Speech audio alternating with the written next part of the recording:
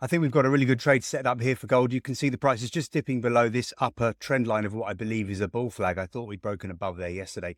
Yes, we have dipped back below it, but I'm not too concerned because we're testing the 100-hour moving average. We've also got a trend line going back about a week, which is just being tested, and it coincides quite nicely with the 100-hour moving average. When I put some Fibonacci lines on there, just isolating the most recent move up, we've got support around 25.05 from the 38.2% Fibonacci. And when I put some slightly longer term Fibonacci levels on there, you can see that we've got the 23.6% Fib at 25.08. So anywhere within that 25.08, 25.05 area should be a really good support level there with trend lines, Fibonacci levels, and my 100-hour moving average. If we can get back above this downward sloping red trend line, which is around 25.11, then we should see gold start to move up nicely. Let's keep an eye on that and see how we get on with the trade. I can update you on that trade. Gold spent a long time just chopping around yesterday, but it certainly did hold our level.